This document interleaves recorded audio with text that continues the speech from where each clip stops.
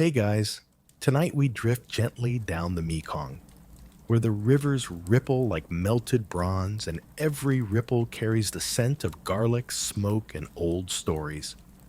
We're floating beside a narrow houseboat, no bigger than a van, but somehow holding six people, two cats, and a kitchen that could feed an army of fishermen. Lantern light flickers against the banana leaves as a pan hisses in protest. Something sizzling in fish oil that's equal parts delicious and vaguely terrifying. You're sitting cross-legged on the creaky deck, trying not to rock the boat too much. One wrong move and the soy sauce goes overboard, or worse, the cook's patience. The river's thick, muddy water laps against the wooden hull, while mosquitoes try their luck with your ankles. You slap one away, then look up to see a woman expertly flipping tiny fish with chopsticks while steering the boat with her foot. Talent? Instinct? Probably both. But whatever she's cooking, it smells like bedtime got postponed for a very good reason. These floating kitchens aren't tourist curiosities. They're survival, tradition, and improvisation all boiled into one aluminum pot. Each boat is a family home, a grocery store, and a dining room rolled into one. And right now, yours is serving up dinner, right after the engine gets fixed with a ladle and a bit of duct tape. You probably won't survive this kitchen's hygiene inspection, but your taste buds will die happy. So, before you get comfortable, take a moment to like the video and subscribe, but only if you genuinely enjoy what I do here. And hey, let me know in the comments where you're watching from and what time it is where you are. Always curious who else is up this late with me. Now, dim the lights, maybe turn on a fan for that soft background hum, and let's ease into tonight's journey together. The woman adds a pinch of something fermented, could be crab paste, could be magic, and stirs it into the bubbling pot. Dinner's close. But first, let's look around. The Mekong Delta is a tangled, waterlogged dream. This isn't a place with roads. This is a place where rivers are the roads. Houses float, markets float, kids paddle to school. It's like Venice with better noodles and more eels. Thousands of tiny tributaries branch off like nervous veins, feeding a green world of rice paddies, coconut palms, and stilt villages, where everyone seems to know how to cook one-handed while balancing on wet bamboo. Fishermen here don't just fish.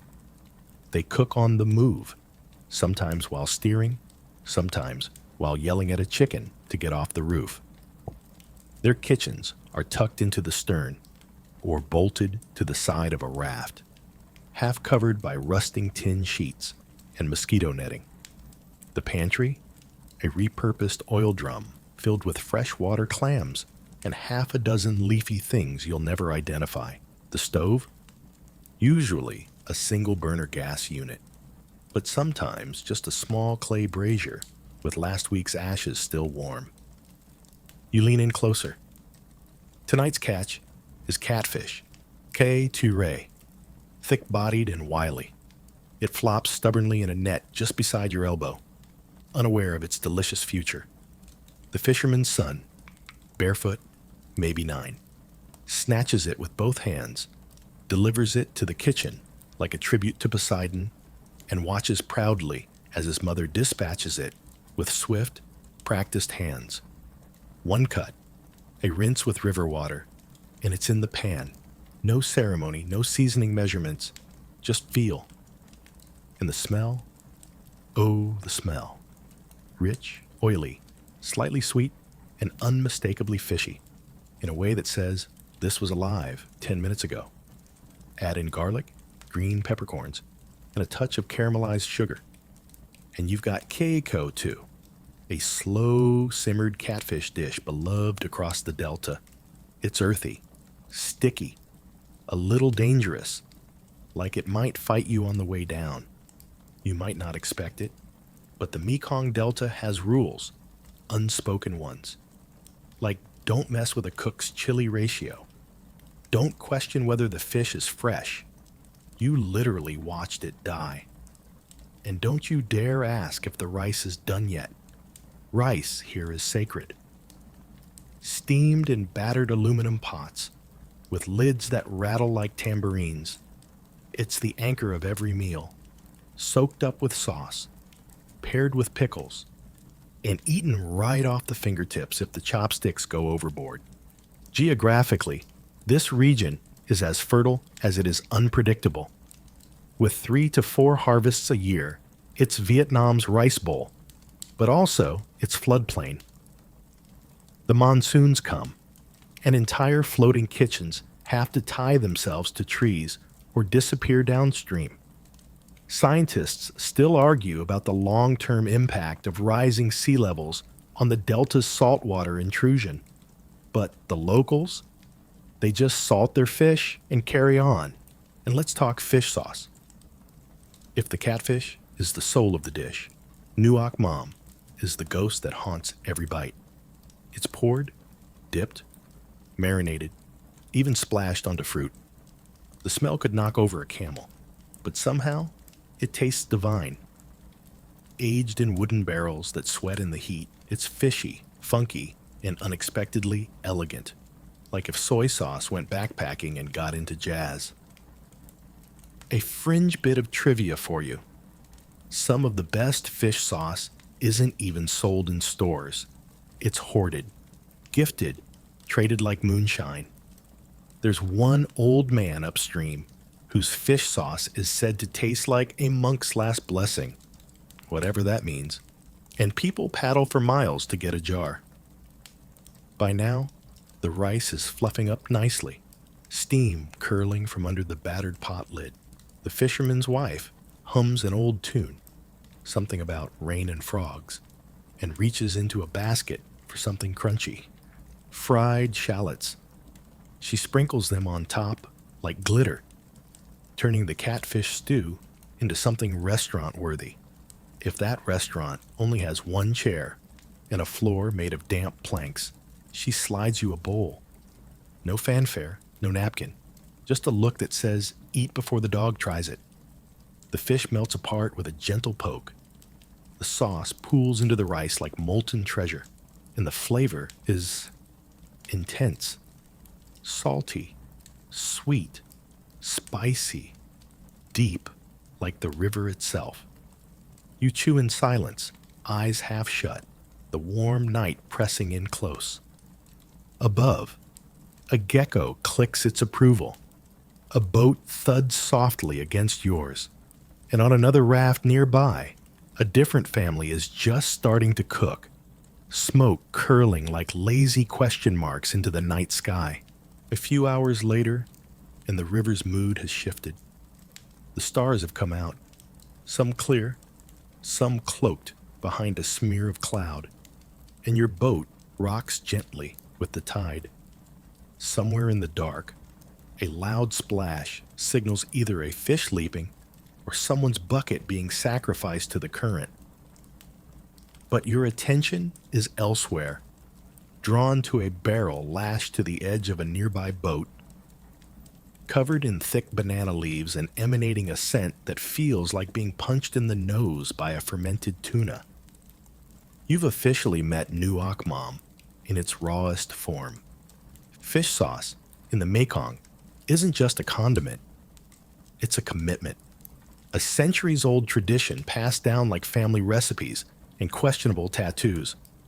The basics are deceptively simple. Fish, usually anchovy or small river fish. Salt, thyme. But the results are as varied as wine vintages. Aging, climate, even the type of barrel, all affect the final funk. And yes, that's a technical term in these parts, funk. Tonight, you're watching an older man tending one of these barrels like it's a houseplant. He lifts the lid, gives it a stir with a bamboo paddle, and nods solemnly. It's not ready. Not yet. Good fish sauce ferments for months, sometimes over a year. The barrels burp in the heat, venting their progress to anyone with functioning nostrils. Most folks here make their own, or know someone who does. Industrial stuff from the supermarket, that's for city people. Here, it's local, small batch, unlabeled, bottled in old soda containers, often gifted like sacred heirlooms. One fisherman tells you his mother once traded a gallon of her best Nuoc mam for a wedding pig. Too much, he shrugs. The pig ran away. Let's get real. The smell is brutal, especially when it's fresh. It's like a seafood market exploded inside a warm tire. But let it mellow, let it breathe, and suddenly it's the backbone of every dish. Soups, stews, dipping sauces. A splash of Nuoc mam transforms bland broth into rich, soulful magic. It's the kind of thing that makes noodles weep with gratitude. And it's not just about taste. Geographically, fish sauce production thrives in coastal provinces, but the Mekong has its own inland flair. Inland barrels use freshwater fish, sometimes even snakehead, and ferment under the hot delta sun, covered with thatch or palm leaves to keep the mosquitoes out and the funk in. Scholars still debate the exact origins of fish sauce in Southeast Asia. Some say it evolved separately in multiple regions. Others trace it back to ancient Roman garum, a similar concoction that no one asked for but somehow persisted. The woman on your boat, now ladling sauce into a rusty coffee tin, laughs at the idea of origins. Doesn't matter, she says. Fish sauce came from hunger. Which is poetic, if slightly ominous. Here's a quirky detail. During the fermenting process, the fish bones soften until they disappear entirely. It's like magic, or microbial efficiency. Either way, what's left is liquid gold, or amber, technically. Some producers add roasted rice powder, pineapple juice, or even sugar to tweak the final flavor. Others swear this ruins it. It's a debate best avoided, unless you want to be thrown overboard. And then there's the floating fire. Not metaphorically, literally. The gas burner is precariously balanced on a wooden shelf nailed into the hull, its blue flame flickering as the boat gently sways. A pot of stock bubbles merrily, watched over by a dog with one ear, who's clearly been through some things. The fire is being fed by a canister that looks like it survived a war. And if the wind picks up just slightly, the flame dances dangerously close to a frayed mosquito net. You try not to look worried. Everyone else seems perfectly relaxed. This is just how things work here. Cooking on these boats is about compromise and cleverness. No real ventilation, no countertop space, and definitely no fire codes. But the meals? Delicious. That bubbling pot contains pork bones, river shrimp, and daikon. It's tomorrow's conchua, a sour soup beloved for breakfast, or hangover cures. The sourness comes from tamarind pulp, or sometimes starfruit, or if they're really pushing boundaries, unripe pineapple boiled until soft. The woman adds a dollop of fermented paste, this time from a small clay jar, with no label and a questionable lid. You ask what it is. She grins. Secret. Translation? You wouldn't want to know. One mainstream geographical fact for you. Vietnam is one of the world's top consumers of fish sauce. Like, per capita, it's not even close. It's estimated that the average Vietnamese person consumes several liters a year. Not teaspoons, liters. You start to understand why when you realize how deeply embedded it is in every meal. It's not just used for saltiness. It's umami, it's depth, it's memory. Another thing you notice, Nuoc Mam isn't just splashed around at random. It's used with care. Too much, and it ruins the dish. Too little, and the dish tastes empty. Finding the balance is a dance, one that every cook in the Delta performs instinctively. It's like jazz, smelly jazz. Back to the boat. Dinner has cooled, bellies are full, and the cleanup is mostly pushing things into buckets and giving the chopping board a quick dunk in river water. Not exactly sterile, but hey, no one's dead yet. The fisherman lights a small oil lamp. His daughter starts peeling mangoes for tomorrow's salad. The air is thick with the scent of charcoal, fish oil, and wet wood. The river laps against the hull in a lazy rhythm, rocking you gently. You hear laughter from a nearby boat. Someone's telling a story, punctuated by the clink of dishes.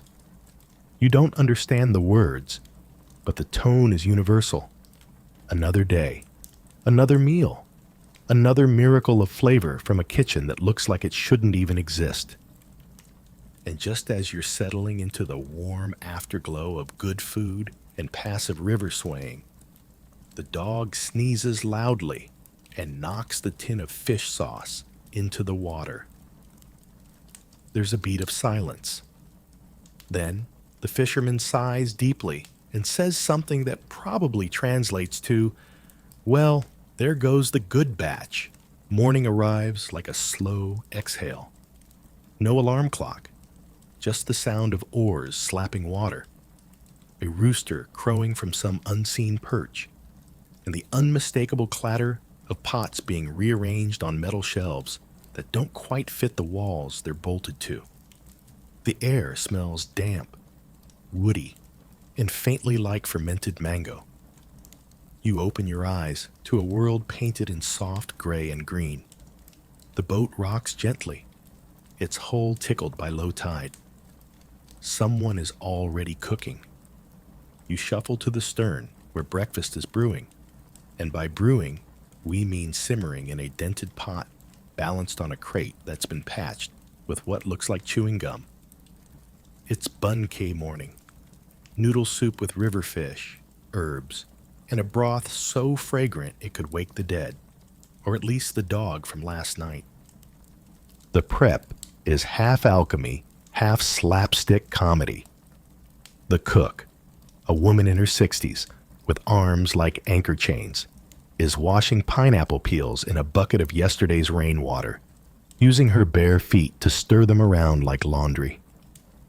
Her granddaughter, barely tall enough to see into the pot, is pounding lemongrass with a stone that definitely used to be part of a temple. It's teamwork. It's chaos. It's the daily dance of the floating kitchen. You lean in, and instantly your nostrils fill with the warm, sweet, sour smell of the broth. It's made from fish bones, pineapple, tamarind, and whatever else was lying around from last night. Think lemonade made by Poseidon, with a hint of river mud. And yet somehow it smells divine. That's the genius of these kitchens. Nothing is wasted. Leftover fish heads, broth, old herbs, toss them in. Burnt garlic, now it's smoky. It's not just resourcefulness, it's survival cuisine wrapped in tradition and tied up with banana twine. The rice noodles are fresh, sort of. They've been soaked overnight in river water, drained in a plastic basket that also once held live crabs, and rinsed again just to be safe. Scientists still argue over how hygienic any of this actually is, but the locals, they shrug. We're still here, aren't we? You sit down to a bowl that's somehow still steaming despite the humid air. It's a symphony of textures. Tender white fish, chewy noodles, crunchy bean sprouts, and shreds of banana blossom floating on top like edible confetti. A sprinkle of fried shallots and a dash of fish sauce round it out. Breakfast on the Mekong doesn't mess around. Now let's zoom out for a second. Geographically, the Mekong Delta is one of the most biodiverse regions in Southeast Asia. Over 850 fish species call it home, more than in the entire Amazon basin. That includes everything from catfish and snakehead to eels, freshwater shrimp, and even the occasional stingray that got extremely lost. It's an underwater buffet, if you're willing to get your hands muddy. Quirky fact: some fishermen believe that boiling tamarind in their kitchen wards off river spirits. Others think it just keeps the mosquitoes confused. Either way, it's tamarind season, and the trees hanging over the canal are heavy with sour fruit. It's gathered by kids in boats the size of bathtubs, who slap the branches with long poles and collect the pods that fall with a satisfying plunk. No safety nets, just good aim and fast reflexes. Speaking of reflexes, breakfast service on the boat is a coordinated sprint. Someone hands out bowls. Someone else refills water from a bright blue plastic drum that's mysteriously labeled "not diesel." Chopsticks clatter. A child yells as a mud skipper leaps aboard uninvited. The cook sighs, scoops it up with a ladle, and tosses it back with the sort of expression usually reserved for telemarketers and in-laws. The soup is good, like really good. Sweet from the pineapple, tart from the tamarind, rich from the fish bones that gave their lives for this cause. You sip slowly, eyes half-lidded, as the boat drifts ever so slightly downstream. The river is glassy, mirroring the sky in watercolor streaks. The occasional mosquito buzzes by, but you're too full to care. And here comes the fringe culinary detail of the morning. A side of tranquil, fertilized duck eggs. You weren't ready for this, but someone hands you one anyway, hot and fragrant, with herbs and salt on the side. It's soft, savory, and, if you don't look too closely, oddly comforting. In some kitchens, it's the breakfast of champions. In yours, it's the breakfast of the mildly confused. You crack the egg, taste it, and chase it with sips of herbal tea brewed in a battered kettle that has no handle. The tea's made from lemongrass, ginger, and what might be cinnamon bark, or just a particularly confident stick. Either way, it warms your chest as the morning chill finally lifts. On the shore, a few women are cleaning fish in shallow basins. Kids run between boats, tossing old flip-flops at each other and daring one another to swim in the muddy water. A man in a conical hat paddles by with a stack of watermelons balanced precariously in his canoe. He waves. You wave back, noodle soup bowl still in your lap. The floating kitchen, still swaying gently behind you, smells like home. Or at least, like a home that knows how to make the best broth in 3 counties. You can hear a radio in the background, playing something twangy and nostalgic. And overhead, a heron glides past like it owns the place.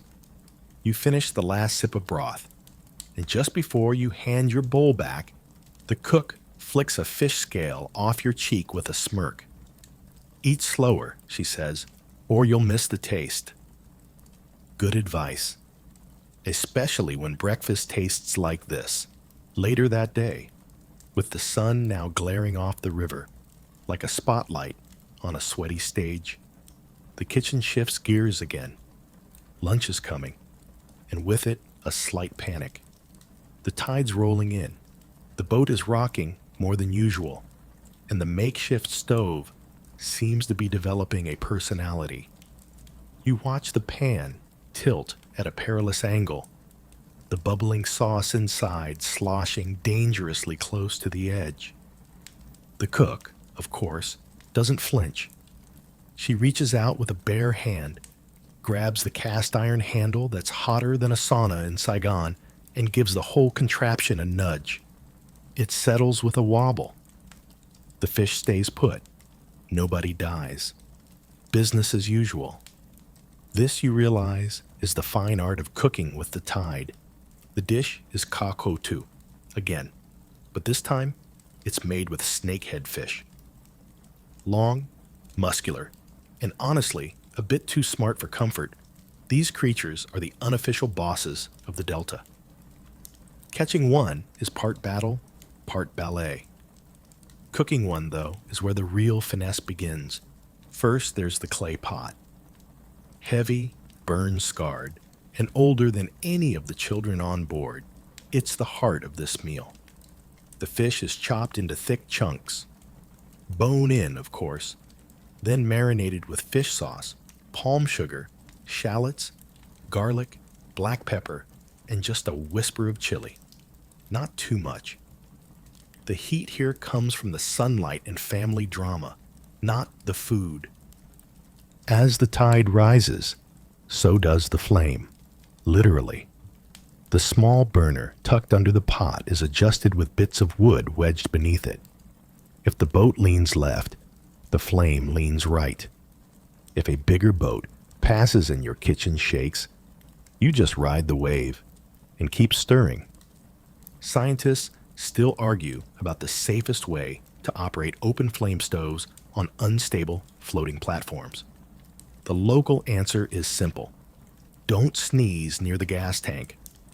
That, and always have a bucket of river water handy, even if it's full of shrimp. The caramelization process in Kako 2 is both precise and poetic. The sugar melts and darkens until it's nearly black. Then fish sauce and water are poured in, releasing a cloud of steam so fragrant it could make your eyes roll back. The fish goes in next, followed by a slow simmer that turns bone and flesh into velvet. A mainstream geographical nugget for you. The Mekong River's yearly flood cycle, known as the floating season, transforms the delta into an inland sea. During this time, boats replace bicycles, and floating kitchens, like the one you're on, become miniature ships of survival. Cooking, sleeping, even raising ducks right on the deck. Back to the stew. The pot's lid lifts now and then with the pressure. Steam hisses out like a dragon exhaling softly, carrying with it the scent of umami, caramel, and river herbs. The cook adds slices of green banana, firm, tart, and perfect for absorbing flavor. You ask about seasoning. She shrugs. When it smells like lunch, it's ready. A child waddles by, carrying a live crab in one hand and a plastic spoon in the other. Nobody seems concerned. The dog licks something mysterious off the floorboards. A radio clicks on and off, playing a tinny folk song about boats and heartbreak. The scene is chaotic, fragrant, and weirdly peaceful. And now for today's fringe detail. One family downriver swears by adding a teaspoon of instant coffee to their seiko for color and bitterness. Another throws in star anise, claiming it makes the ghosts leave your kitchen. Whether either method works is up for debate, but the dishes certainly have personality. The rice is almost ready, again. Cooked in a different pot this time, because the first one has a crack that hisses like an angry snake when it gets too hot. This batch was rinsed in water, fetched from upstream, where it's slightly less muddy, and reportedly blessed by a monk who owns a smartphone. You notice a spoon tied with red thread hanging beside the pantry shelf. Turns out, it's a superstition, meant to ward off bad luck in cooking, especially when making fish dishes during a full moon. Why? The spirits get picky, someone mutters. Lunch is finally served. The stew is thick and glossy, bubbling gently as it's ladled over hot rice. The fish flakes apart with a touch of chopsticks, and the sauce seeps down like syrup. It tastes smoky, sweet, and ever so slightly bitter, the kind of complexity you expect from fine wine or late-night confessions. You eat slowly, watching as the cook steals a bite for herself, nodding in approval. No recipes were followed. No timers used. And yet, somehow, it's perfect again. Outside, the sun beats down on the water, turning it into a sheet of molten pewter. A few plastic bottles float past, some holding plants, others being chased by ducks. The boat shifts slightly as the tide continues to rise. The floating kitchen creaks, but holds. And just when you think things have settled, the pot suddenly tips with a sharp jolt. A large cargo boat has rumbled by, its wake slamming into your little raft like a slap. The stew wobbles, rice bowls slide, and the gas canister jumps slightly off its platform. Everyone freezes for half a second. Then, calmly, wordlessly, the cook reaches out, pushes the pot back into place, and tightens the bungee cord around the stove. A kid fetches the salt shaker that rolled away. Dog sneezes. Life continues. This is the rhythm of the river. Stir, rock, recover. Cook with one hand, hold the boat with the other, and somehow, always, find your balance in the middle of the chaos. It's early, too early by city standards, but in the Mekong Delta, it's already breakfast o'clock. The sky is barely pale blue when you hear the creak of boat paddles and the soft murmur of voices carrying over still water. Somewhere nearby, someone has started chopping scallions. Someone else is whistling through their teeth, and beneath all of it, you catch the rhythmic glug of a broth being stirred. Today, breakfast is humble. Just a steaming bowl, a bun kick again. But now, with local tweaks, fresher herbs, and a broth made cloudy with fish heads that look like they're mid-sentence. The base is the same. A light soup made with lemongrass, tamarind, pineapple, tomatoes. But this version includes a secret weapon, fermented rice water. It smells a little like wet socks, but adds a tang that tickles your throat like carbonated fish lemonade. You sit cross-legged on the floorboards, toes just brushing the edge of the boat. It's damp. The river beneath you sloshes softly, rising and falling in slow, sleepy breaths. A few plastic stools appear, though one is missing a leg and now functions purely as a flat place to put pickled onions. The fish for today's breakfast is small, fried to a crisp, and added whole, yes, bones and all, into the bowl. The idea is to chew carefully, not fearfully. The crunch? Delicious. The surprise spine? Less so. But you learn quickly. The cook gives you a nod, the same one she gives the dog when he finally stops barking at shadows. A mainstream geographical note. The Mekong River flows through 6 countries: China, Myanmar, Laos, Thailand, Cambodia, and Vietnam, covering nearly 5,000 kilometers. But in Vietnam, especially in this delta region, it doesn't just flow. It cradles, splits, floods, and feeds.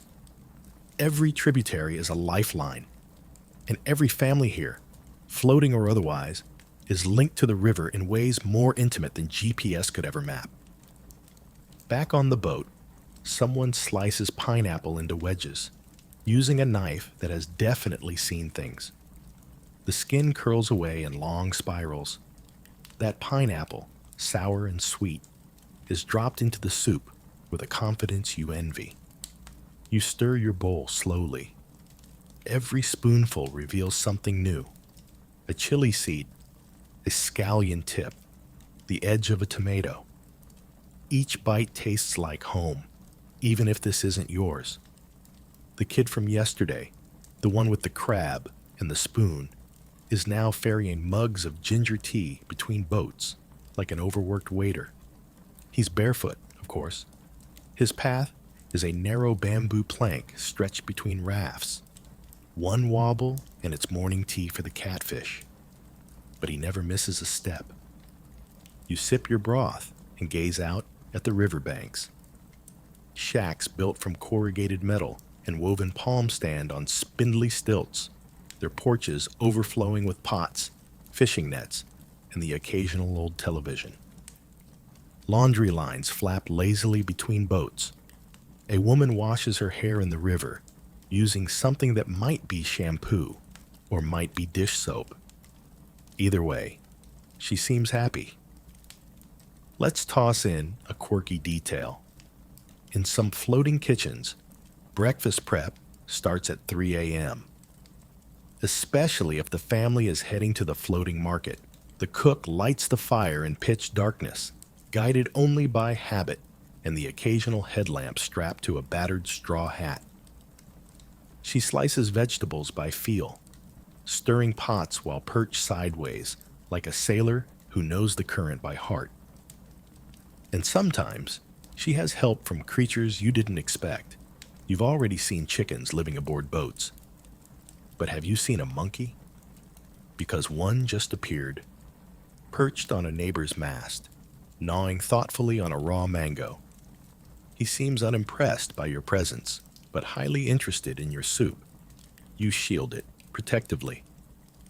He narrows his eyes. A standoff begins. The cook laughs.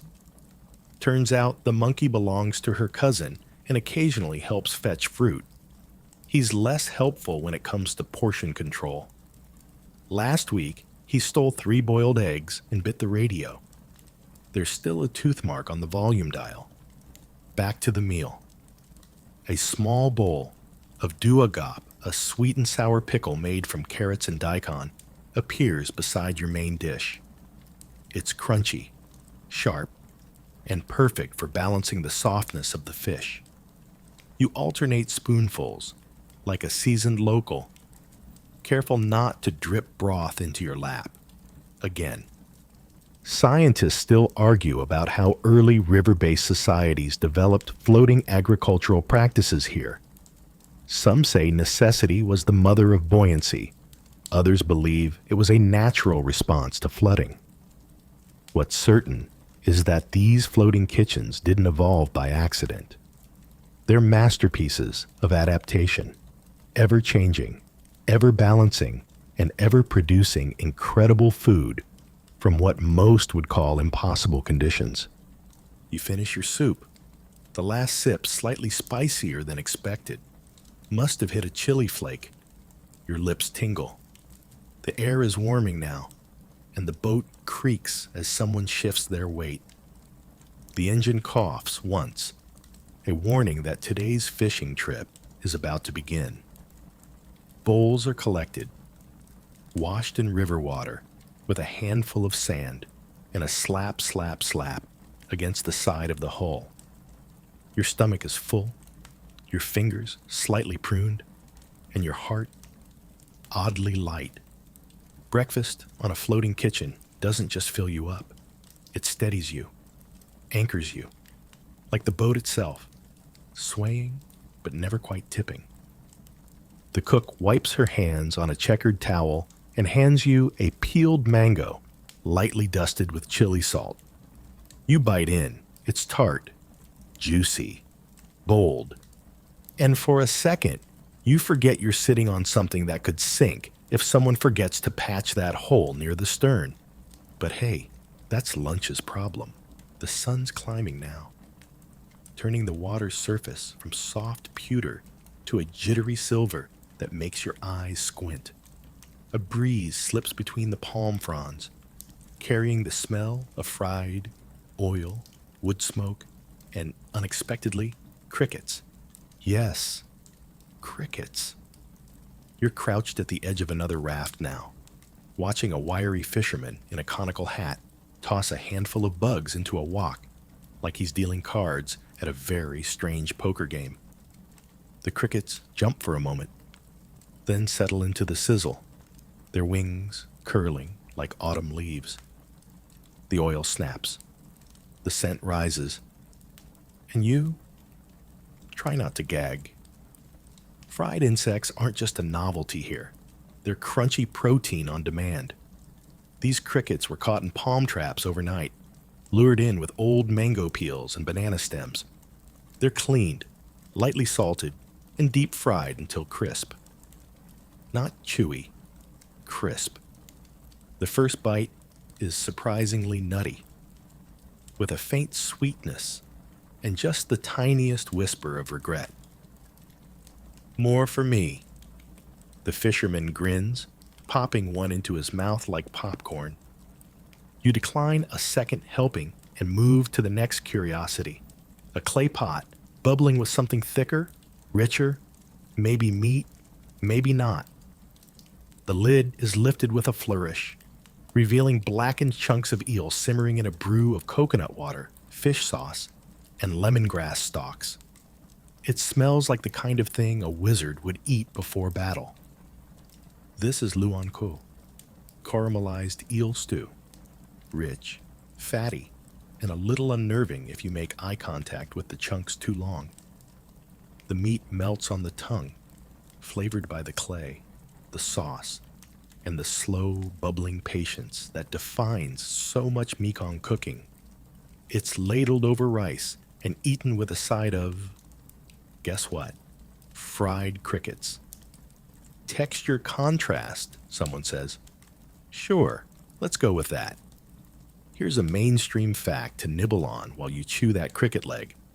Vietnam is home to over 2,000 edible insect species, many of which are considered rural delicacies.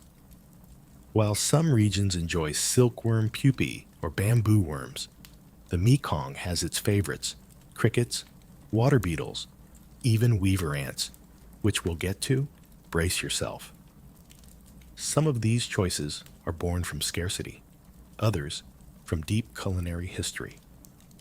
Scholars still debate whether insects were always considered food or just wartime sustenance. Either way, they've stuck around. And the people who eat them, they're doing just fine. As the midday heat rises, the kitchen shrinks. Not physically, but mentally.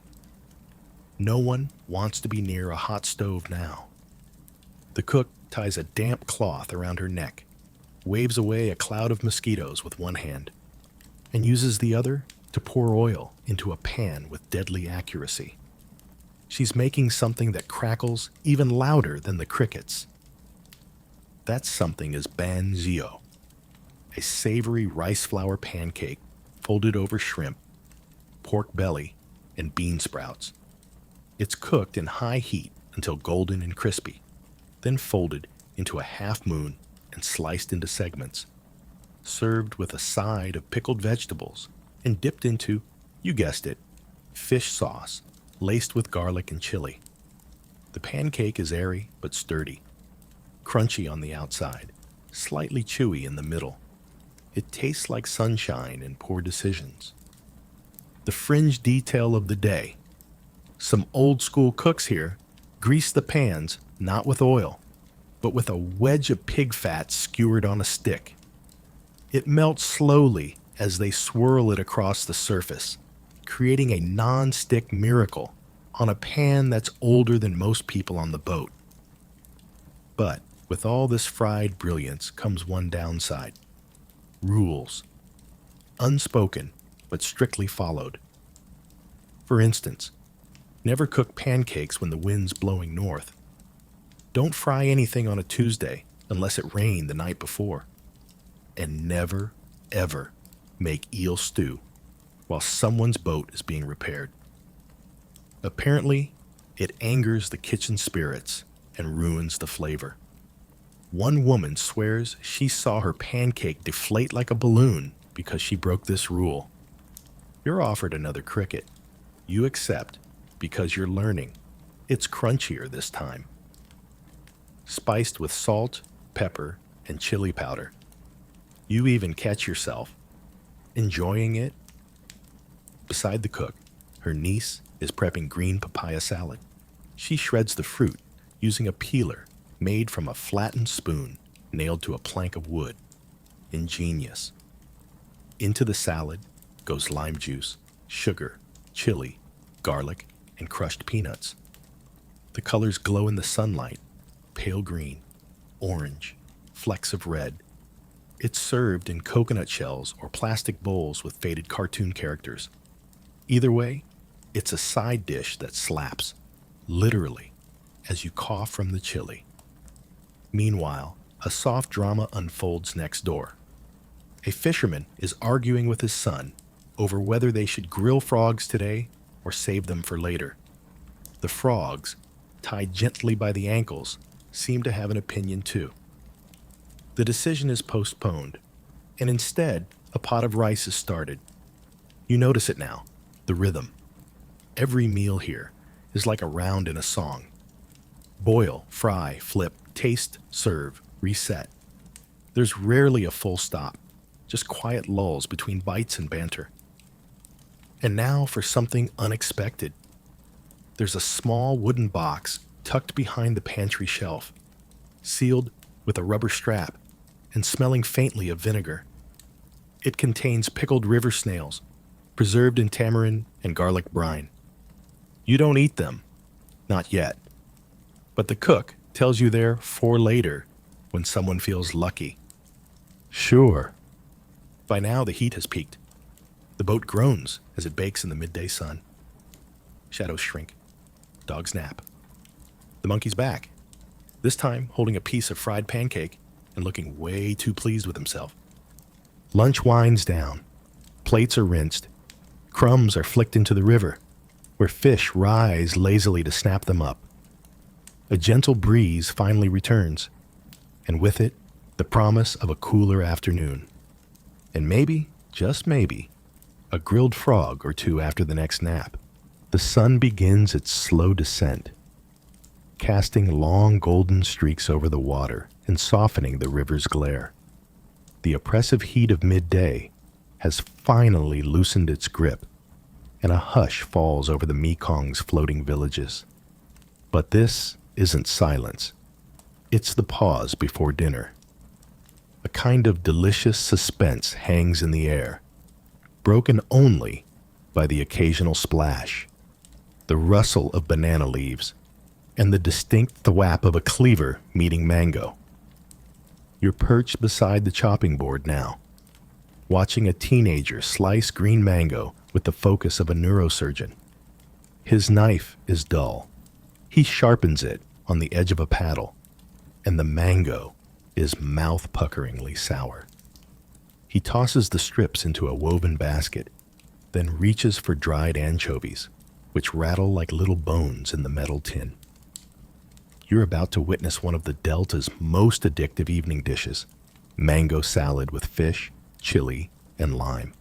It burns, it bites, it begs for more. The mango, sliced into matchsticks, is tossed with palm sugar, bird's eye chili, crushed peanuts, and a hefty splash of, what else, fish sauce. Then come the anchovies, tiny, golden, and fried until crunchy. The result is a dish that hits your tongue like a firecracker and cools it down with citrus. It's tangy, salty, funky, and strong enough to wake an old fisherman from a nap. As this scene unfolds, the tide rolls in beneath the boat, lifting it a few inches higher. Everything sways gently. Knives, bowls, bodies, but no one misses a beat. It's dinner prep, and the river doesn't wait for anyone.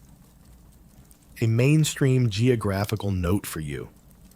The Mekong Delta is responsible for more than half of Vietnam's total rice production and nearly 90% of its exported rice. It's a culinary powerhouse, but its farmers and fishermen are in a constant balancing act with nature. With rising sea levels and shifting rainfall patterns, freshwater sources are slowly being invaded by salt water.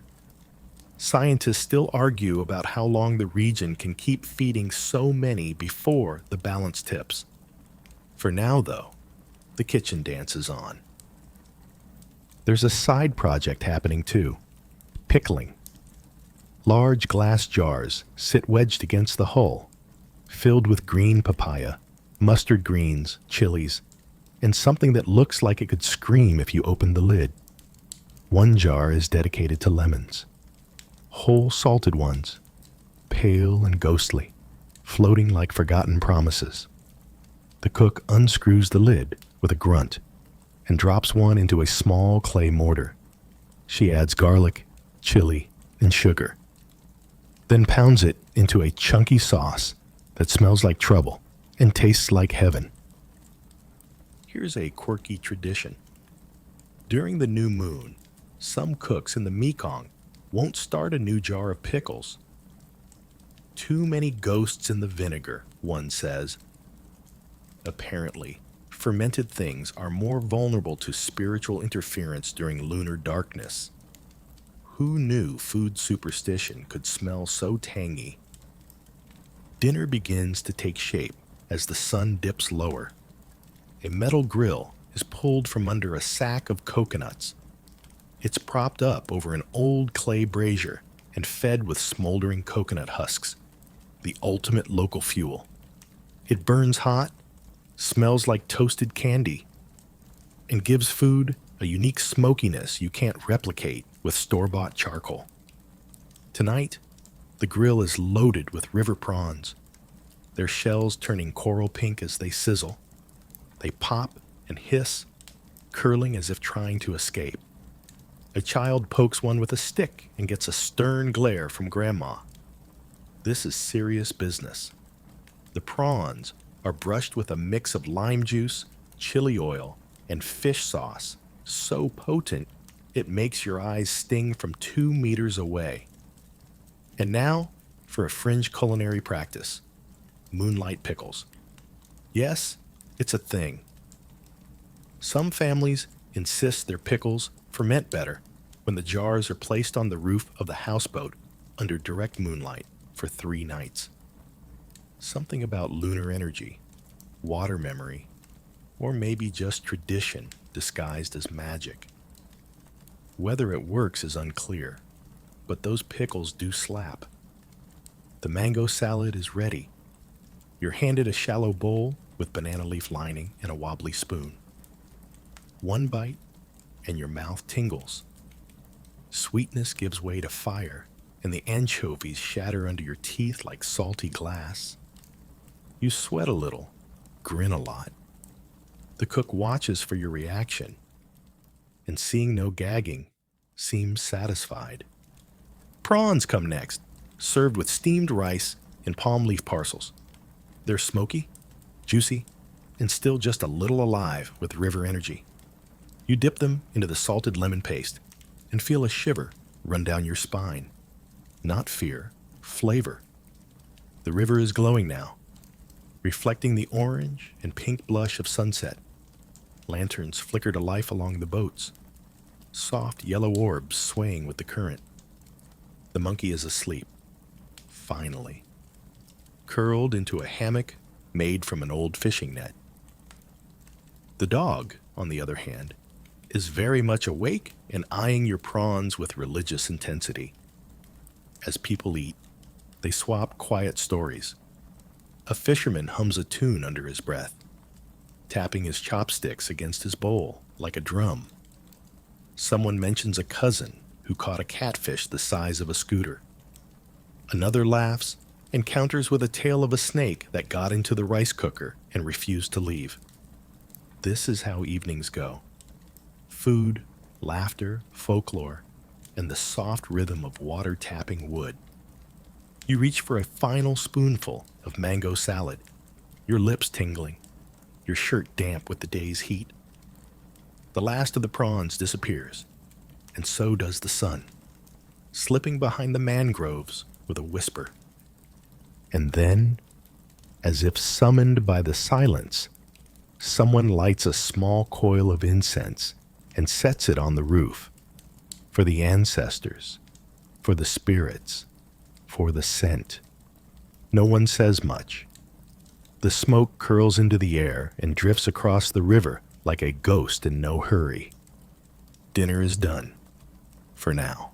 Rain always announces itself here, not with thunder, not with wind, but with a sudden stillness. The birds go quiet.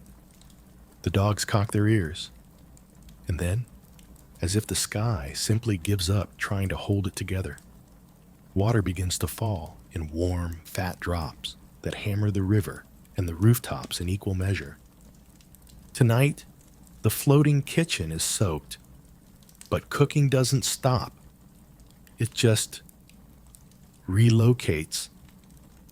You're crouched under a sagging plastic tarp with the rest of the family, squeezed between sacks of rice, a coil of hose, and a laundry basket that contains both clean dishes and a very confused duck. Outside, the world is a sheet of water. Inside, the fire still burns, shielded by an old car hood that's been converted into a kind of heat tent. Improvised? Yes. Functional? Absolutely. The kitchen shrinks in the rain. Space is limited, but morale is high. Everyone has a task. One stirs the rice, another fans the fire, and a child is sent on a dangerous mission to retrieve more rainwater for washing. A cooking pot is tied with string and swung like a pendulum to catch runoff from the roof. An ancient trick with a 60% success rate and a 100% chance of splashback. Here's a quirky fact. Many river families swear rainwater makes better rice. Softer, lighter, and somehow sweeter. Scientists still argue over whether mineral content or nostalgia is responsible. But the difference, they say, is palpable. You lean closer to the pot. It does smell different, fresher, almost grassy. Or maybe that's the tarp melting. Dinner tonight is modest but comforting. A plain white rice, steamed to perfection, served with pan-fried tilapia and a soup made from morning glory stems and garlic. Morning glory grows wild here, its vines creeping into everything, its tender stalks snappy and clean-tasting. In broth, they soften and swell, absorbing the flavors of fish sauce and cracked pepper. The tilapia, caught earlier that day in a net slung between boats, is sliced thin and cooked with a few pieces of lemongrass and a lot of oil. It sizzles even as the rain drums the roof above. The sound is strangely synchronized. The hiss of frying fish, the patter of raindrops, the occasional distant laugh from a neighboring raft. It's like a river symphony. Wet, unpredictable, but deeply familiar. A mainstream geographical note. Much of the Mekong Delta sits less than 2 meters above sea level. During the rainy season, entire villages can flood for weeks at a time. Some kitchens float year-round. Others are raised on stilts. But all must adapt. Boats become beds, roofs become water collectors, and children become amphibious creatures with questionable boundaries. Your bowl arrives, warm and slightly slippery from condensation. The rice is perfect. The fish is crisp, salty, and soft inside, like it was breaded with river memories. And the soup? Gentle, herbal, with a garlic kick that clears the nose and soothes the chest. Comfort food for a wet world. But the most remarkable thing tonight isn't the food, it's the choreography. Watch closely. Someone hands the cook a pot from behind without looking. She grabs it midair. Another person swings a plastic bag of chopped greens over your head to the other side of the fire. A child shuffles forward with a spoon clenched between his teeth, hands occupied with holding the tarp back. No one speaks. Everyone moves. This is what decades of cooking on a floating houseboat teaches you. Not just how to adapt, but how to anticipate. Where the next plate will land, when the wind will shift, how to catch falling pepper shakers with your elbow. It's like being inside a living organism, one that makes dinner. Here's your fringe tidbit of the night. Some cooks tie their pots to the ceiling, not for storage, but to keep them from floating away during floods. You see it now. A length of fishing line suspends a battered kettle above the fire. It sways gently, like a forgotten chandelier. Other tools, cleavers, ladles, even colanders, are clipped to hooks or jammed into bamboo slats overhead. Vertical storage is king when your countertop is also your floor. The rain shows no sign of stopping. Outside, the river has disappeared into mist. A few boats bob gently in the shadows, their lanterns barely glowing through the downpour. The world feels small, close, like everything important is right here, within arm's reach. Someone starts singing softly, a lullaby, maybe. The lyrics drift in and out beneath the rain. The cook smiles and keeps stirring.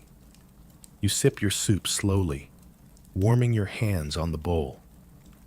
The rice has gone fluffy and slightly sticky, perfect for picking up crumbs of crispy fish and soaking up the last drops of broth. And now comes dessert. Not that anyone planned it. A neighbor floats by in a tiny canoe, holding out a tray of choy hap, steamed bananas wrapped in banana leaf and cooked until soft, almost creamy. You trade a bowl of soup for 3 parcels and bite in. The banana is warm, sweet, and just shy of caramelized. The flavor is mellow, the texture gooey, rainy day gold. You think of how many kitchens shut down at the first sign of bad weather. Here, it's just a shift in tempo. A little more smoke, a few more drips, and maybe 1 extra duck in the laundry. Eventually, the fire burns lower. The soup pot is emptied. The last grain of rice is chased with a fingernail. The rain softens into a misty drizzle. It's quiet now, except for the river, which never stops talking. Someone unhooks the kettle, pours the last of the tea, and settles into a hammock. You stay a while longer, savoring the final steam rising from your cup, and the comfort of knowing that no matter how wet, smoky, or cramped things get, dinner will still be served, hot, fragrant, and maybe with a dash of rain. Night has settled over the Mekong like a warm blanket, soft, humid, and humming with life. The stars are faint tonight, blurred by the moisture still hanging in the air, and the water has turned a mirror black, broken only by the slither of something moving just beneath the surface. You're told not to look too hard. You look anyway. It's eel time, and not the polite, cleanly sliced kind you might find in a sushi roll. This is wild luandong, river eel, muscular, slippery, and caught earlier today in traps baited with fermented rice husks. Now, the creature lies coiled in a basin near the fire, glaring, you swear, at the person who's about to turn it into stew. The cook doesn't blink. She grabs the eel with a rag, gives it a swift knock with the back of her knife, and sets about prepping it for one of the Delta's most beloved nighttime dishes. Clay stewed eel with coconut, garlic, and ground black pepper. The prep is brutal and efficient. The eel is gutted and sliced into thick, meaty coins, then tossed into a bubbling clay pot with coconut milk, lemongrass, chili, turmeric, and fish sauce so strong it smells like the ocean's armpit. The lid goes on. The flame is turned low, and the pot begins to burble. You're handed a stool and a cup of tea that's mostly hot water and herbs. Around you, the boat has taken on its nighttime rhythm. Lanterns swing gently. Mosquito nets are draped over bunks. Someone snores softly from behind a curtain made of old rice sacks. The eel stew simmers for nearly an hour. No rush.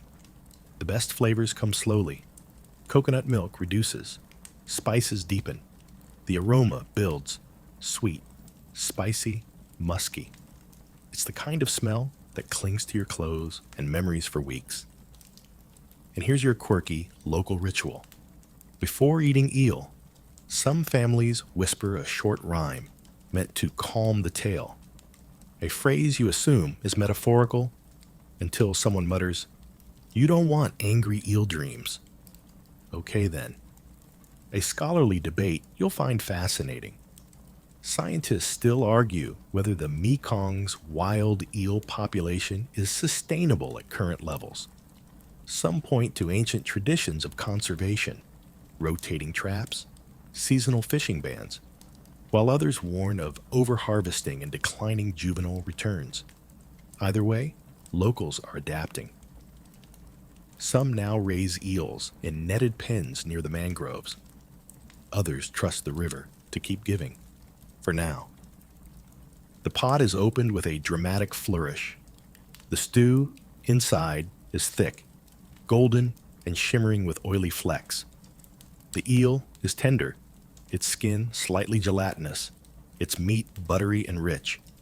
It smells like someone slow-cooked a volcano inside a coconut. You're handed a bowl. No questions. Just eat. And you do. The first bite is strange. The second is better. By the third, you get it.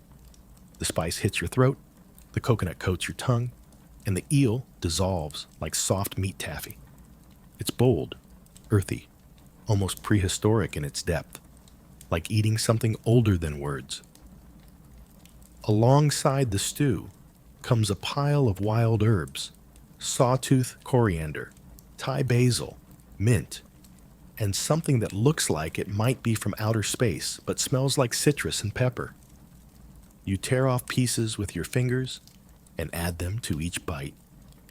They brighten the stew, cut the richness, and remind you that flavor is a balancing act, even here. A fringe dish makes its way to the table. Doi truong, pork intestines stuffed with chopped eel and rice, then grilled until blistered. It's smoky, chewy, slightly terrifying. But when dipped in a sauce made from lime, salt, and chili, it tastes like the perfect street snack. You take a bite, then another. And then you pretend not to hear someone say the stuffing also included duck egg yolk and a surprise. The mosquito nets are up now, tied loosely with fabric strips. Sleep comes soon in this part of the river. But first, one more plate. Pickled bamboo shoots, fermented with chili and salt, served cold beside the stew. Sharp, pungent, cleansing. You lean back, belly full, head buzzing, not from alcohol, but from the sheer sensory overload. The food, the smells, the sway of the boat, the fact that you just ate something that had teeth and opinions only hours ago. And then something bumps the hull. Not a wave, not driftwood. Something bumps. You freeze. So does the cook. And then she shrugs and says, "Probably the ghost fish again." Excuse me? According to her, a pale white fish, larger than a man, with eyes that glow, haunts this stretch of river. It only appears during eel season, and only at night. Some say it's the spirit of a drowned fisherman. Others believe it's just a catfish with an aggressive personality. Either way, it's been blamed for everything from missing paddles to stew that tastes off. You peer over the edge. Nothing. Just dark water. And maybe your reflection, looking back a little more nervous than usual. Your eel stew is nearly gone. A few chunks float lazily in the golden broth. The cook offers you the last bite. You hesitate, glance at the river again, then eat it. Because honestly, ghost or not, it's delicious. A heron cries in the distance. The water licks the hull with quiet satisfaction. And somewhere beneath your feet, something bumps the boat again. Gentler this time. Just a little reminder that in the Mekong, nothing ever leaves you truly alone. By now, the river has fully surrendered to darkness. The stars above flicker in watery pairs as the current flows beneath you, steady and deep. Boats creak softly in their moorings. The air smells like damp wood, roasted garlic, and something sour that you can't quite place. until someone opens the pantry bench and the scent slaps you awake. It's fermentation hour. You're in the belly of the boat now, crouched beneath a hanging lamp made from an old soy sauce bottle, peering into the organized chaos of preserved ingredients. Under the benches, inside the cupboards, even tucked behind the engine casing, everywhere is a jar. Big jars, small jars, unlabeled jars that hum with menace. Some bubble quietly. Others look like they're watching you. The cook pulls out 3 of them and sets them on the floor. One is filled with fermented eggplant, dark, wrinkled, and floating in brine like drowned marbles. The second holds tamarind paste, thick as tar, and twice as aggressive. The third, a mystery. The label is long gone, but the smell suggests either salted fish or a prank. These aren't side dishes. They're time capsules, flavor bombs, the secret weapons of the floating kitchen. And they're everywhere. Fermented garlic, fermented crab, fermented rice porridge, even a jar of mam tom. Shrimp paste so potent that it's usually mixed with lime and sugar to make it safe for human interaction. One whiff and your ancestors sit up in their graves. You ask what it's used for. The cook shrugs. Depends who I'm mad at. A mainstream geographical note to chew on. Southeast Asia, and Vietnam especially, has some of the richest fermentation traditions in the world.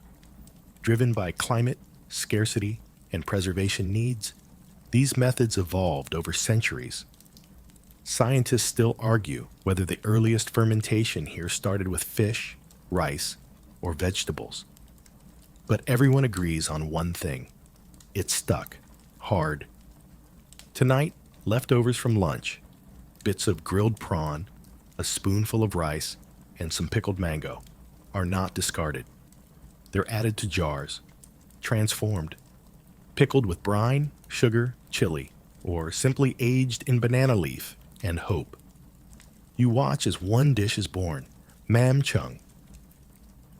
Fermented fish steamed into a funky pate with duck eggs, chili, and minced pork. It's pressed into a tin bowl, topped with chopped scallions, and placed in a lidded pot to steam. The smell is haunting, but the flavor? Rich, salty, impossibly deep. The kind of dish you taste once and never forget, even if you desperately want to. Beside it, a ceramic crock gurgles softly. Inside is sour bamboo soup, aging away like an impatient secret. It's not for tonight. It'll be ready in 2 more days if the weather behaves. A thread of red yarn is tied around the lid, another superstitious marker to ward off spoilage. Or maybe just rats. Fringe trivia for you. Some river families store fermented jars in hollowed-out tree trunks that float tethered beside the boat. Why? Better flavor from the river, someone explains. Also, more room under the bed. But fermentation isn't just about preservation. It's about anticipation. Flavors change, shift, deepen. What tastes too salty today might be perfect by Thursday. That's why the cook tastes everything. Always with the tip of a spoon, sometimes with a sniff and a wince. She opens a small jar and dips in 2 fingers. Thick, brown, and vaguely alive. The paste inside is flicked onto a slice of steamed pumpkin. You take a bite. It's salty, sweet, funky beyond belief. Like eating the idea of the ocean filtered through a jungle. You pause, then go back for more. There's also mam ruok, a finer, smoother shrimp paste used in stir-fries, dipping sauces, and revenge. A little goes a long way. And if you see someone adding more than a teaspoon, you're either in for a treat or a test of willpower. The steamed, fermented fish loaf is ready. It's jiggly, speckled with green and red from herbs and chili, served with plain rice and cucumber slices to keep it grounded. One bite coats your tongue in layers of umami you didn't know existed. It's like salt with a memory. The taste lingers, haunting the corners of your mouth, even as you sip hot tea to chase it down. And then comes the jar. You didn't see it earlier. It was hidden under a net near the boat's bow. The cook lifts it carefully, brushes dust off the lid, and grins. Inside are duck embryos. Yes, balut, left to ferment slightly, then hard-boiled and served warm. They're cracked open, sprinkled with pepper lime salt, and handed out like party favors. You hesitate. She nods. You try it. It's fine, rich, a little gamey, definitely has a beak, but the flavor is oddly mellow thanks to the fermentation. It's more about texture than taste, and with enough chili salt, even ghosts would approve. Now for the kicker. Tomorrow's breakfast is already in progress. One jar holds tiny fish marinating in caramel and soy.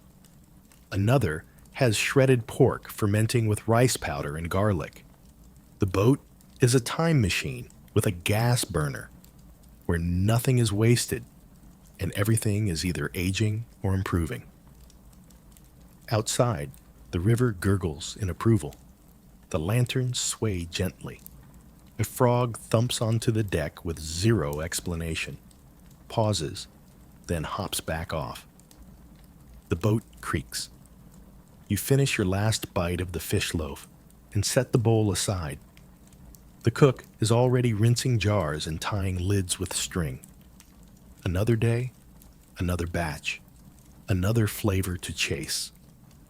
You realize now that this kitchen doesn't end when the fire dies down. It just moves sideways into jars, pots, memories. Tomorrow's meal begins tonight. And if you listen closely, you can hear the jars breathing. Morning sneaks up on you like a lazy whisper.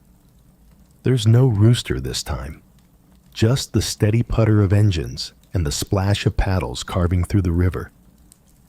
You sit up slowly, stretching out the stiffness from a night spent curled on planks that had about as much give as a bag of bricks. But there's no time to grumble. You're headed to the Cho Noi, Vietnam's famed floating market. And floating kitchens, they come too. By the time your boat drifts into the market's outskirts, it's already buzzing. Canoes bump gently against long-tail boats, each one a floating vendor stall piled with mangoes, jackfruit, water spinach, and one very displeased chicken. Poles rise from every boat, hoisting the day's offerings like culinary flags. Pineapples speared onto bamboo sticks, garlic dangling in mesh bags, even a papaya or two swinging gently in the breeze, like fruity wind chimes. You inhale deeply. The air is thick with boat smoke, steaming noodles, and grilled pork. Somewhere, a bell rings. Somewhere else, someone shouts for more limes. But your attention is seized by the kitchen just off your stern. A floating food stall, barely the size of a minivan, is dishing out hủ tiếu, southern Vietnam's signature noodle soup. The cook stands barefoot on the narrow platform, ladling broth from a pot so large it looks like it could summon storms. The broth shimmers, golden and aromatic, flecked with green onion, garlic oil, and chunks of pork. So tender, they fall apart before the spoon even reaches your mouth. She makes eye contact with you, points, then nods. Within moments, a steaming bowl of hủ tiếu is passed across 3 boats, 1 nervous dog, and a bundle of leafy greens. You catch it with both hands, trying not to drop it or your dignity.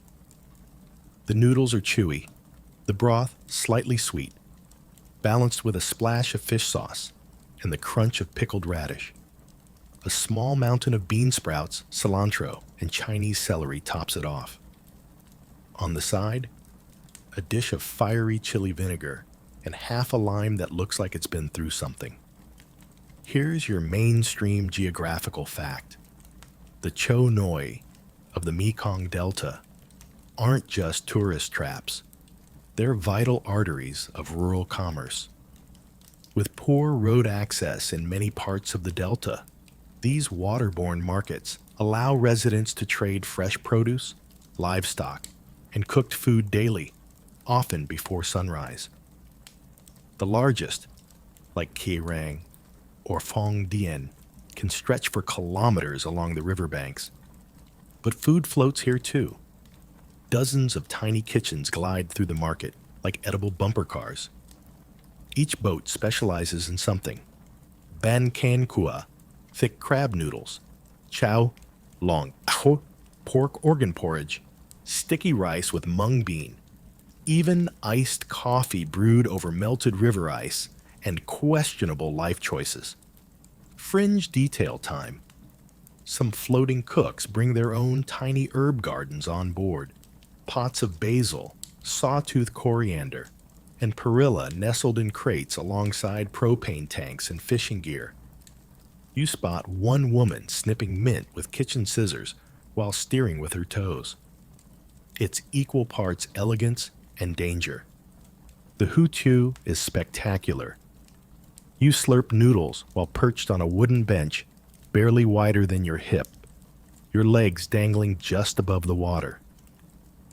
A small boy rows past selling iced sugarcane juice in repurposed soy sauce bottles. Another boat, clearly not invited, floats by, blasting karaoke from a speaker duct taped to a cooler. No one bats an eye. Your cook, meanwhile, is unfazed by the chaos. She stirs, pours, plates, and collects payments, all while staying balanced on a platform that rocks with every passing wake. You realize, watching her, that floating kitchens aren't just about food. They're acts of performance, survival, and precision under pressure. And here's a tidbit for your trivia pile. Instead of signs, boats in the floating market often display their goods by impaling a sample onto a tall bamboo pole. No yelling, no menus. Just glance up to see what's on offer. Pineapple? Check. Melon? Check. Eel? Oh yes. It's dangling. You lean back, bowl empty, soul full. But before you can process the noodle bliss, you hear a shout. A commotion. A boat near you is selling banh mi, yes, the legendary Vietnamese sandwich. But this version is made entirely on water. The baguettes are warmed over coals in a swaying oven. The fillings? Grilled pork, pickled carrot and daikon, fish cake, and something she only calls river pate. You don't ask. You take one. It's crisp on the outside, warm in the center, tangy from pickles, sweet from sauce, and just spicy enough to make your lips pout involuntarily. It's chaos in a bun, and possibly the best thing you've eaten all week. But now your own kitchen is on the move again. The family you're staying with starts untying ropes and shouting farewells. They've bought new fish nets, exchanged mangoes for tamarind, and bartered pickles for boat fuel. Someone waves a bag of jackfruit at you. Breakfast dessert. As your boat turns, weaving between vendors, a little girl hands you a boiled egg in a paper napkin. Lucky egg, she says. Eat before sunset. You nod solemnly, as if you completely understand the spiritual mechanics of this transaction. The floating market slips behind you, a blur of color, movement, and flavor. The river widens again, the boats thin out, and the world stretches into lush silence. You sit, egg in hand, belly full, lips still tingling from chili, and wonder what it would take to never eat on land again. By late afternoon, the river turns syrupy with golden light, and the mood on the boat softens. everything slows. The fire is quiet. The cook leans on one elbow, fanning herself with a piece of flattened bamboo. Someone's washing clothes off the stern. Someone else is half asleep under a woven mat. But the kitchen isn't done. Not yet. The calm is deceptive, because now it's ghost fish time. You don't bring it up, but the fisherman does. He leans close, eyes serious, and whispers, "We heard it last night." He gestures toward the hull. You look down at the water, which gurgles and burbles like it always does. Nothing looks different. But the others nod solemnly.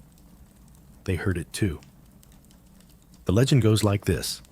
Every few weeks, especially around the new moon, a giant pale fish passes beneath the houseboats, silent, angry, and always alone. It's said to knock softly once, then twice, and then vanish. No one's ever seen it, but everyone feels it. The ghost fish is blamed for missing oars, tangled nets, burnt rice, and, perhaps most tragically, cursed soups. To ward it off, many families keep something nearby that smells strongly of life. That's where tonight's ingredient comes in. Salted lemons. Yes, lemons. Whole. Preserved in jars for months, sometimes years. Yellow turned brown, flesh turned jelly. But flavor? Explosive. These salted lemons aren't just for taste, they're for protection.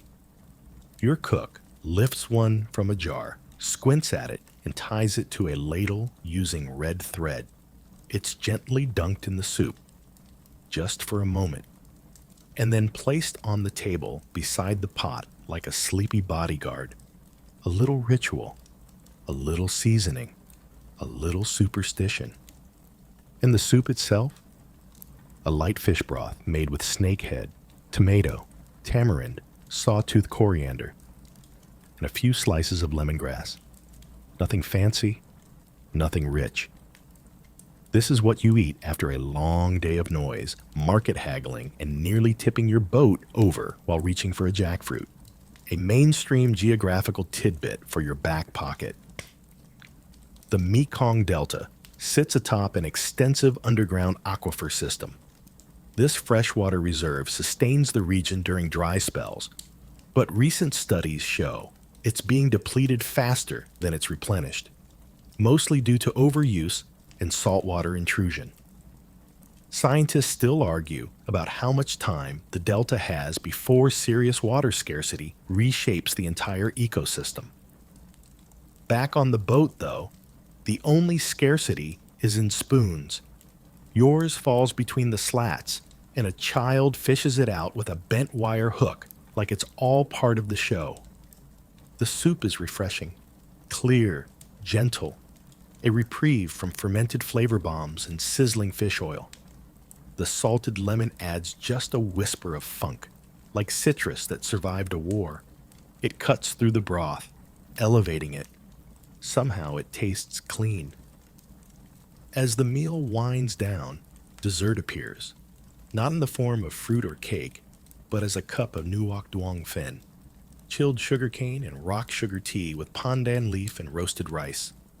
It smells grassy and toasted, tastes like sweet water, filtered through a rice cracker.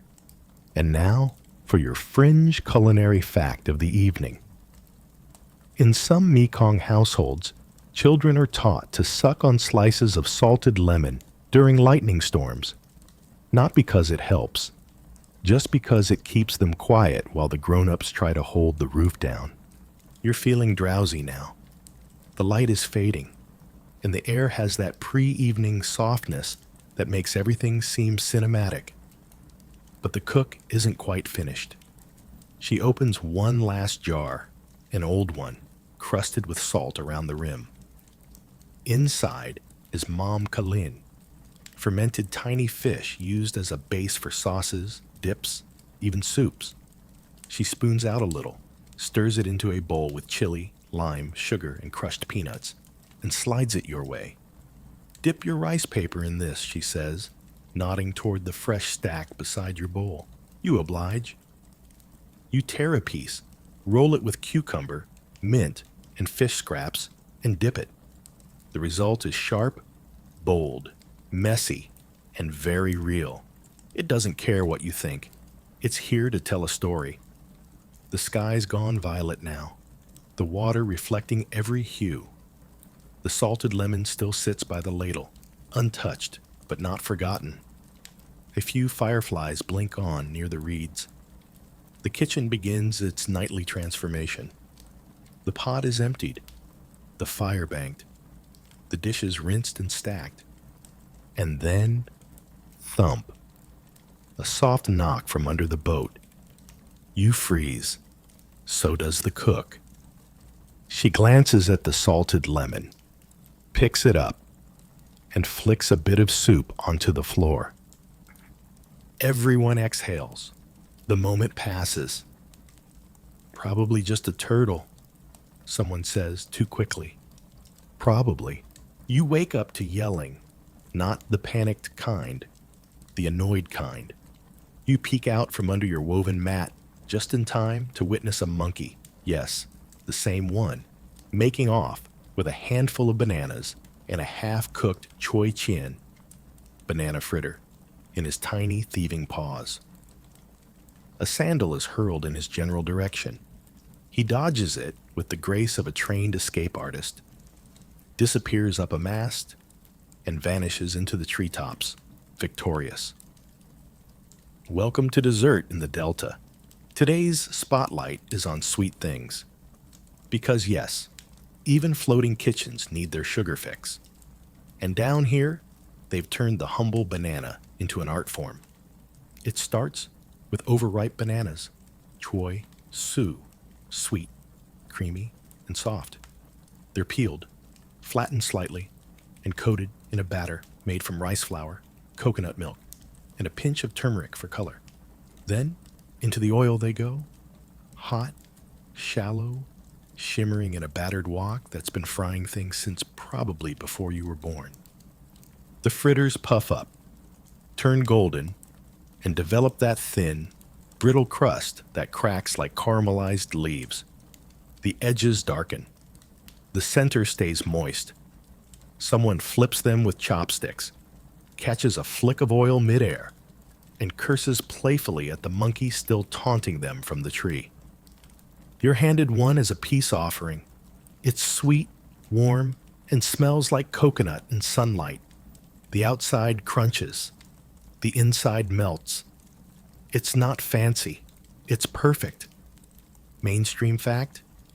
Vietnam is one of the largest banana producers in Asia, especially in the south. The Mekong Delta, with its rich soils and abundant water, grows bananas year-round. They're eaten fresh, fried, grilled, fermented, and even baked into sticky rice cakes wrapped in banana leaves. In the variety, dozens. Some tiny and tart, some plump and fragrant, some best only after being lightly blackened over fire. A fringe dessert shows up next, chebab, a sweet corn pudding thickened with glutinous rice and flavored with pandan leaf and coconut cream. It's warm, gooey, and served in chipped porcelain bowls with mismatched spoons. The corn is chewy, the rice is stretchy, the coconut is rich. A drizzle of sesame seeds adds crunch. But dessert's not always just dessert here. It's also ceremony, community, a signal that the day is winding down. Take Ban Bo Nuong, a spongy, honeycomb-textured cake made with rice flour, coconut milk, and yeast. It's steamed or baked in pans that sometimes double as pot lids. You watch as the cook checks the cake by stabbing it with a chopstick and sniffing the steam. Not ready, she says, even though it smells like heaven. There's also Keo Dua, handmade coconut candy, sold by the kilo in market boats. It's sticky, chewy, wrapped in clear cellophane or old magazine paper. The The kids chew it endlessly. The adults chew it carefully. Everyone's lost a filling or two to this stuff. And now, your quirky snack of the day. Fried sticky rice balls, ban cam. Hollow inside, crisp outside, rolled in sesame seeds and sometimes filled with sweet mung bean paste. The dough, made from glutinous rice flour and kneaded until your arms feel like boiled bamboo. The result? Spherical joy. One bite, and it shatters, sending sugary crumbs down your shirt. Worth it. Meanwhile, on a nearby boat, a grandmother is preparing shea dao den, sweet black bean soup with coconut milk and crushed ice.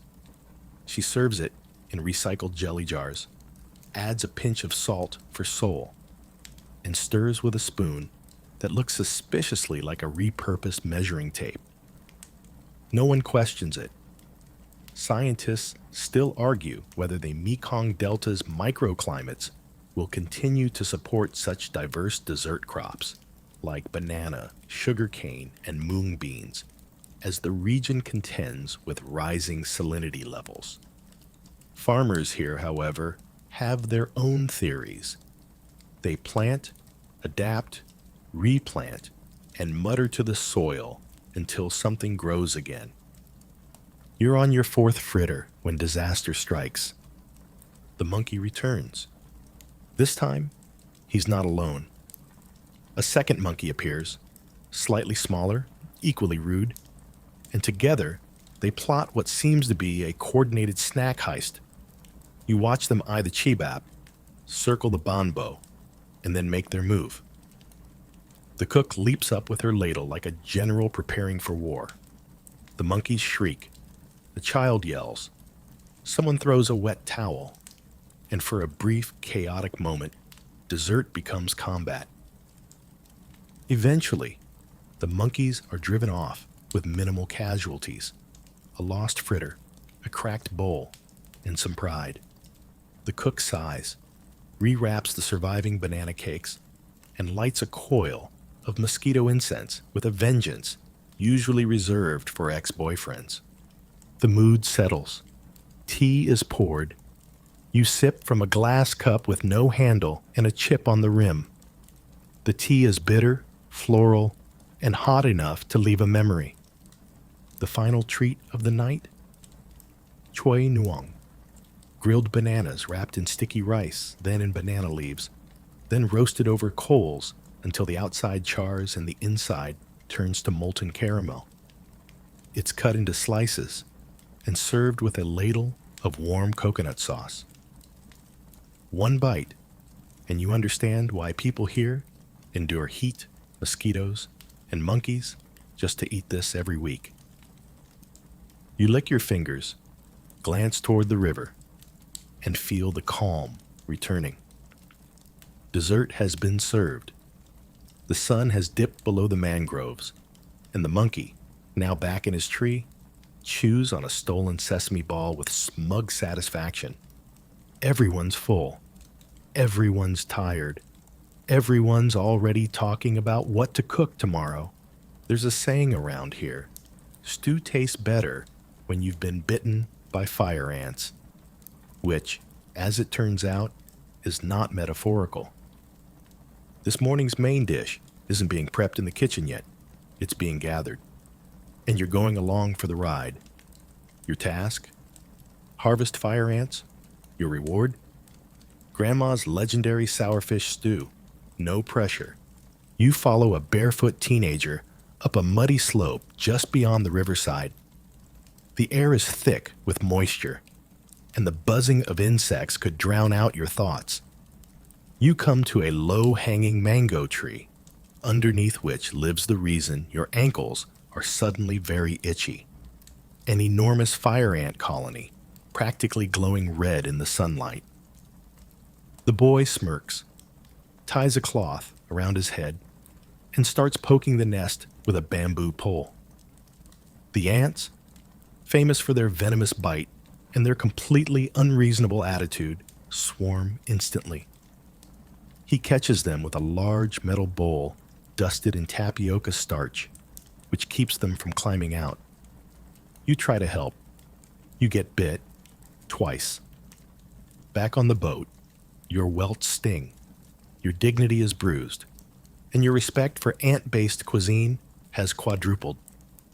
The bowl now holds hundreds of angry, twitching ants, destined not for pest control, but for kanchua kianvang, sour soup made with ant eggs and fish.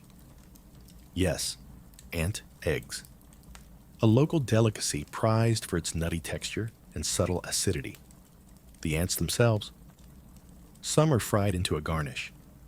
The rest are boiled in the broth to infuse their sourness. You're told this dish is good for the blood, the bones, and revenge. The fish in question is snakehead, again. Caught fresh, split, and cleaned with a few sharp flicks of the wrist. It's placed in a large clay pot alongside chopped okra, tomato, pineapple, tamarind pulp, and generous sprigs of ngoom, or rice paddy herb. The smell is sweet, sharp, and floral, like a rainforest had a disagreement with a citrus grove. The ants are added next. First, a few dozen are tossed in live, creating a brief, frantic simmering that's half culinary, half psychological horror. Then the ant eggs, pale, pearl-like clusters scooped from the bottom of the bowl, are added gently, as if they were jewels. The pot is covered. The soup simmers. Everyone takes a step back. Mainstream geography for you. Vietnam's southern provinces are dotted with river islands, some barely larger than football fields, where unique ingredients like fire ants, wild herbs, and seasonal fish are gathered using traditional methods. These microecologies are biodiversity hotspots, though they're increasingly threatened by land conversion and monoculture farming. Scientists still argue whether local food traditions can help preserve these fragile ecosystems or are too dependent on practices that no longer scale sustainably. You sit quietly while the soup cooks. The smell is extraordinary, tangy, earthy, and faintly nutty from the ant essence. The cook stirs with the reverence of someone handling an ancient potion. She adds a dash of sugar, a touch more tamarind, and a final squeeze of fermented rice vinegar. As you wait, someone brings over a small plate of fried river snails coated in lemongrass and chili. You eat 3 before realizing they're spicy enough to remove paint. A child nearby laughs. You rinse your mouth with tea and focus back on the pot. When it's ready, the soup is ladled into wide ceramic bowls and served with a side of jasmine rice. You hesitate for only a moment before taking your first spoonful. The flavor is complex. The fish is tender and rich. The broth is acidic, fragrant, and layered with that strange, sharp sourness only ants can provide. The ant eggs, soft, slightly chewy, with a flavor halfway between pine nuts and lemon zest. And the ants themselves, crunchy, confident, opinionated. You love it, against all odds. Your quirky culinary moment. One of the elders insists this dish can cure heartbreak. When you ask how, she shrugs. You either feel better, or you forget the person existed. After lunch, the stew pot is cleaned with sand and banana fiber. The ant's bowl is rinsed and reused to soak mangoes, and the teenager who got the most bites gets the last ladle of soup as a reward. In the late afternoon, the kitchen shifts focus again. A small bamboo steamer is brought out for banchit. Pyramid-shaped sticky rice cakes filled with mung bean paste and wrapped in banana leaf. They're steamed in pairs, rotated by hand, and left to cool on palm mats. These aren't dessert, technically. They're offerings, meant for the family altar.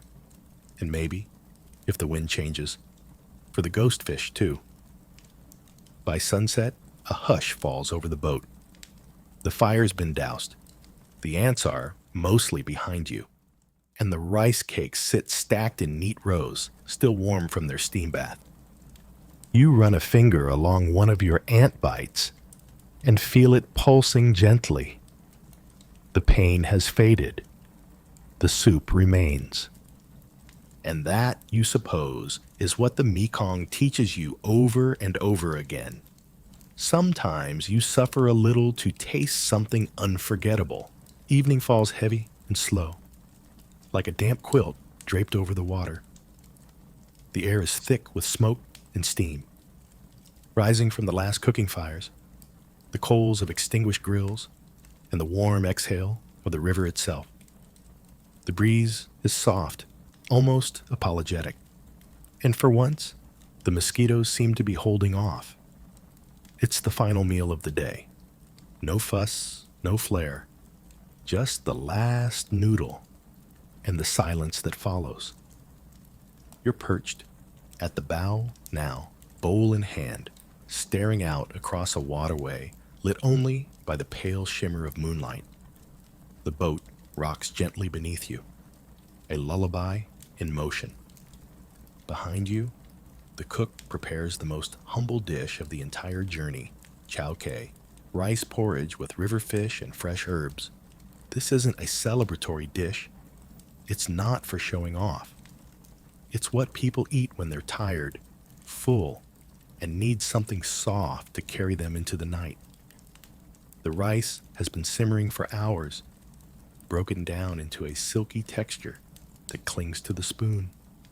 The fish is shredded, clean, boneless, and barely seasoned. It's comfort. It's surrender. A sprinkle of pepper, a drizzle of garlic oil, a pinch of fried shallots. No heat, no explosions of flavor, just calm. The first spoonful is barely more than warmth and texture. You close your eyes. The second tastes of lemongrass and steamed fish skin. The third, of quiet. A mainstream, geographical closing note. The Mekong River is known as the Nine Dragon River in Vietnamese, Cu Long, because it splits into 9 major tributaries as it enters the delta. Each branch forms its own community, its own kitchens, its own flavors. But everywhere, the current is the same, shaping life in ways roads never could. Around you, the sounds of the kitchen wind down. The fire hisses as it's doused. Pots are inverted on wooden slats. A metal ladle is hung on a nail. One by one, the lamps go out. You hear a distant splash. Maybe a fish, maybe not. And somewhere close, someone sings a lullaby through a cracked radio. The soup cools. You keep eating. It's the kind of meal that invites reflection. You remember the pickled mango and chili salt, the duck embryo with the salted lemon, the eel stew that hissed when the ghost fish passed below. You remember the crunch of fried crickets, the burn of fermented shrimp paste, the sweetness of grilled banana. And somehow, all of it led to this quiet bowl of rice, this sleepy stretch of river, this feeling that food is memory made edible. A fringe superstition circles back now. Some say the last meal of the day should always be a little bland, to keep your dreams from becoming too wild. A meal with no fire, no noise, just warmth. A gentle send-off to whatever your soul needs to process overnight. You finish your soup. The bowl is rinsed and placed upside down. Someone yawns. Someone else mumbles goodnight. The dog curls into a rope coil. The monkey, for once, has nothing to say. And now, the wind down. The boat rocks. The water hushes. The last embers of the cooking fire dim, casting long shadows that flicker across wooden walls and sleeping faces. Overhead, the sky stretches wide and warm, dotted with stars you can't name but somehow feel familiar. The air grows cooler, the sounds grow softer. The clang of pots has faded. The crackle of frying oil is long gone. What remains is the low creak of wood, the rhythmic slap of water against hull, and the occasional sigh of a resting body. You breathe in deep, the scent of old garlic, river mud, burnt lemongrass, and warm rice. It's not clean, it's not crisp, but it's home, even if only for tonight. Out there, the river flows on, wide, dark, patient. It carries stories, laughter, songs, arguments, and meals long forgotten. It carries dreams. It carries you. The kitchen is quiet now. Just a few tied-up jars, some stacked bowls, and one last piece of salted lemon resting beside a snuffed-out lamp. Let it rest. Let it all rest. You've seen it, the heat, the mess, the ingenuity, the joy. You've tasted soup spiced by fire ants and stories sweetened by banana cake, and now you've reached the silence at the end of the spoon. Close your eyes. Let the kitchen rock you. Let the river keep you. Tomorrow, there will be more fish, more fire, more flavor. But for now, just this. Just quiet. Just sleep.